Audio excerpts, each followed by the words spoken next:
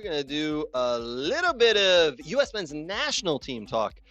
They released the 27-man roster this past week for friendlies against Turkey and Switzerland as they come up. That June 7th game against Turkey is in East Hartford, Connecticut, and Switzerland's game is June 10th in Nashville. All right, we're going to talk about the roster here as I throw that onto the side of the screen. Brooks, we all took part in a little prediction project. Is that what you want to call this? You want to put the word project in there? We all did a little predictions on this. You want to tell us who won that? Craig did. Craig did, yes. Do I get a prize? Yeah. You get a sticker. Yeah, gold star. I'll take that. Yeah, technically we did for the Gold Cup, and I totally forgot that there's a June camp and they have these two friendlies, but I can't imagine that the majority of these players, I could see one or two flips if there's an injury. Yep. But I cannot imagine that other guys will be, we just want to be these two friendlies, and there's the goal. Like, I imagine this is the team that's set, barring if some guys have an injury or have to leave for certain. So let's go through it. Let's go through the training camp roster that's set here. Mauricio Pochettino and his staff have brought in these players. Goalkeepers, Matt Freese, Patrick Schulte, Zach Steffen, and Matt Turner. Yeah. Where are you at with this, Brooks? That's the four goalkeepers I thought that were going to be there. Again, I don't care for Schulte. I think he just has a good back line in front of him, and he plays with a good side. I felt like Chris Brady got robbed again. A guy that's had a tremendous start to his MLS season, a Chicago Fire line that's been pretty much average or horrific for most of the games, and he's pretty much helped them to where they are on the table now. I like the Matt Freese one. Matt Freese was a backup at the Union to Andre Blake for a very long time. Went to Harvard for a year or two. Union Academy kid, and was getting playing time. And went over to NYCFC, had to fight for that job. Stole it from Luis Barraza, and he's been playing well. Zach Steffen, well-deserved. Should be in there. He's helped with Colorado and where they're at in the table. The Matt Turner one, I think, is just an obvious one. Whether we all like it because how he's played in the last couple games for the national team, but he has experience. He's been there. So these are the two friendlies as we talked about for this, June 7th and June 10th against Turkey and Switzerland. But then the first Gold Cup game is June 15th against Trinidad and Tobago. Brooks, I'm going to put you on the spot. Goalkeepers, pick one that's starting that Gold Cup game for the USA. Pick one. Zach Steffen. Zach Steffen. All right, really? Yes. Okay. I'm gonna pick Turner. I don't know why. I just think he will work his way in there and he will do that. All right, defenders: Max Arfstein, Serginho Dest. He's finally back and looks like he's healthy and playing well. Alexander Freeman, Dwan Jones, our friend of We Are Soccer, Michigan State alum Dwan Jones, Mark McKenzie, Tim Ream, Chris Richards, FA Cup winner. Chris Richards. Congratulations, Chris Richards. Miles Robinson. That rounds out the defenders. Anything that stands out for you there with those defenders, Brooks? Arfstein was an interesting one. I thought he was pretty mediocre in Nations League, to be honest with you. I mean, he's a starter for the Crew. I thought there were better options. I think Tolkien would have been a better option, in my opinion. There were a couple other guys I think I had that were better. Obviously, Jedi Robinson pulled out, so he wouldn't be an option. But I would have rather take Tolkien, who's had experience and been in there. It's good to see Dust back. Question is, does he start right away, or does he have to work his way back in after all the shenanigans he's pulled? Alex Freeman is a very good one. This is a young and upcoming guy. He is the son of former Green Bay Packers wide receiver Antonio Freeman. Interesting. So a good athlete, gets forward, started a lot for Orlando City, has been a name that's come up through the Orlando City Academy and in the U.S. youth national teams. Mark McKenzie, not a bad one. I'm interested to see how Dewan does. Same with Chris Richards. Tim Ream's just kind of steady Eddie. I mean, to be fair, he has been the steady one, but we obviously, the three of us, feel that it's time to move on for him at some point, which is correct. And then I like Miles Robinson coming back in. He's been done well for FC Cincinnati. He can definitely put up a fight with Chris Richards to see who's going to start there. So it's a solid one. The 2 I'm not crazy about are Ream and Arfstein that got in there. Understood. I like the Richards is in there. I like the Miles Robinson is in there. I don't like the Tim Ream is in there. Out with the old, in with the new. Let's try someone new here, please. Anyway, moving on. Here are your midfielders. Tyler Adams played really well for Bournemouth his last several months, and I think very well deserved. I think he's back to full fitness. Let's see him again do it here. Sebastian Berhalter. We have a Berhalter back with U.S. men's national team. He's been playing well in the MLS. Johnny Cardoso, Luca de Torre, Diego Luna. We know he's a favorite of Pochettino. Jack McGlynn, Malik Tillman, and Sean Zawadzki.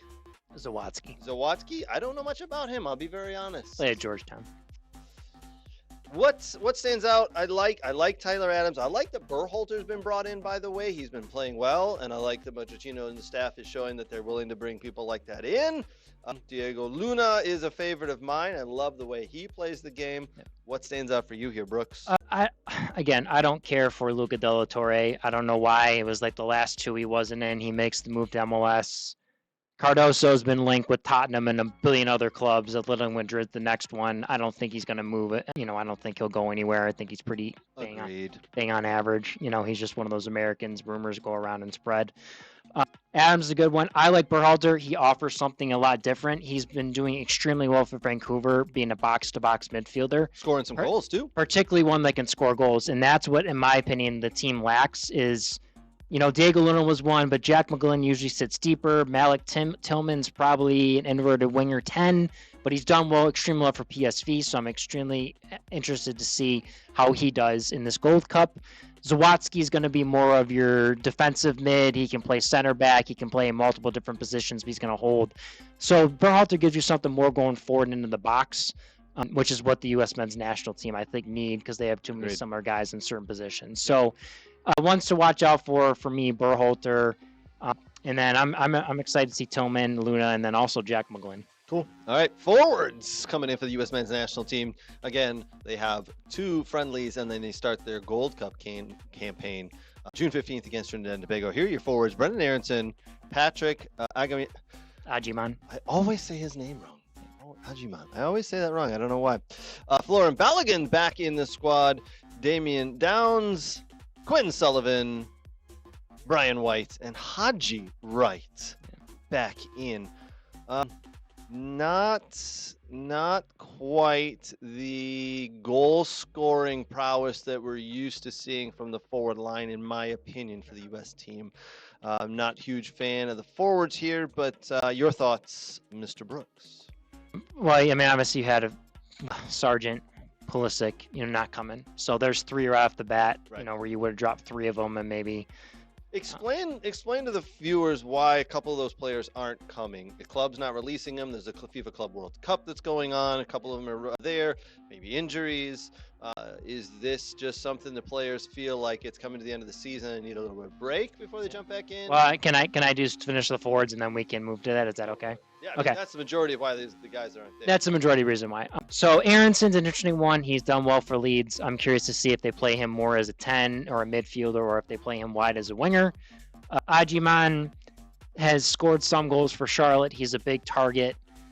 I like Vasquez better. I think he offers more. Agreed. In my opinion. I think Agyemang's just kind of an average hold-up center forward that's big and physical.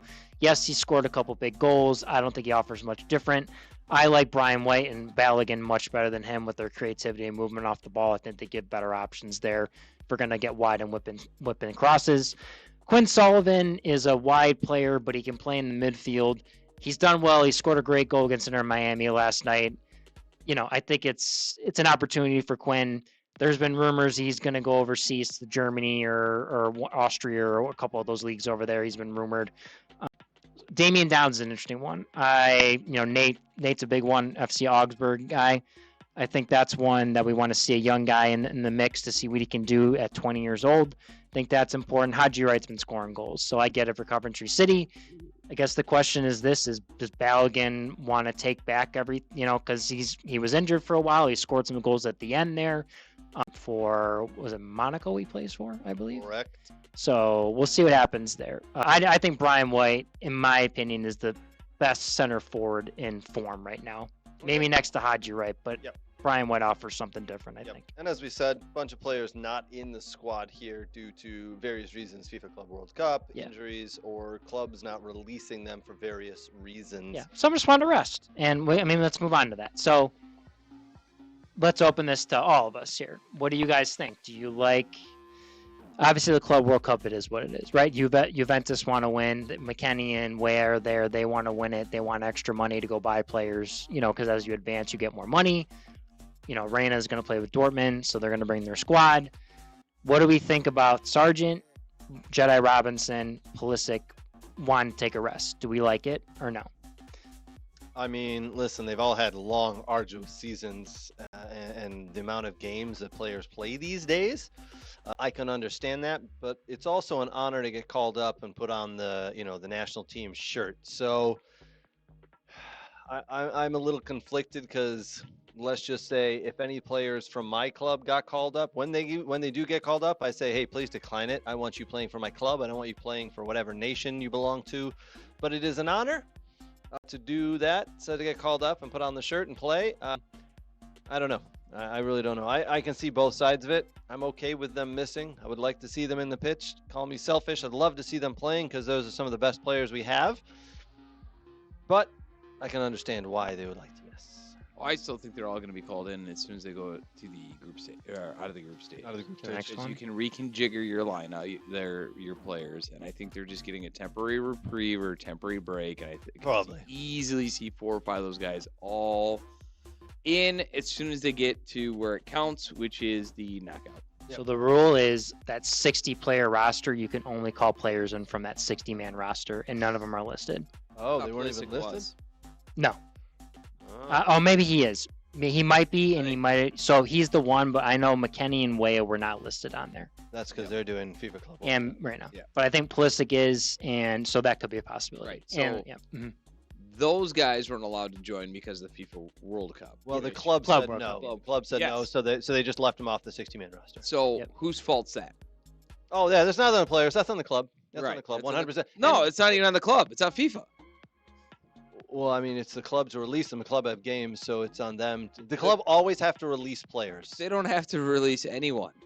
And if they're going into a tournament like that, they want everyone they could possibly have. I think you misunderstood what I was saying. Oh, sorry. The club have the they have to they are the Right. ones that release a player. So if Pulisic gets called in, AC Milan say yes, Yes. you are allowed to go play, or no, you're not because we have this, or you're injured and we are afraid you may end up playing. So we are not So- releasing you. So it's the club who allows it, but it's a FIFA thing, and it's FIFA's money grab with a FIFA Club World Cup, It's right? It's FIFA and Complica, and I give more on FIFA because. Oh, absolutely. So what are you going to do when it's Euros?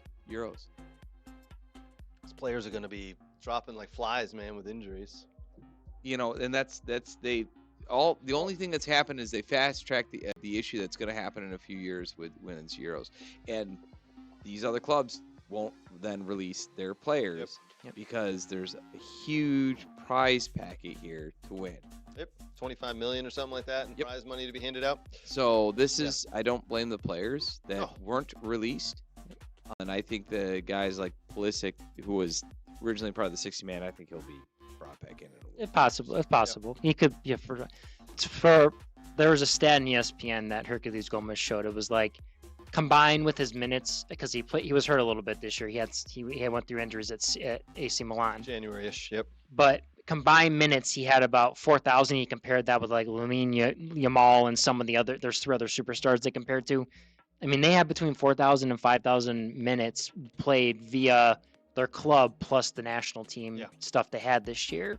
And Pulisic has a hip injury. I know everyone was like, well, why did he play last game for AC Milan? He's got this hip injury. He's out there for the fans because that's what he's about. Pulisic, he's the American star. He's got to get out in front of there with AC Milan.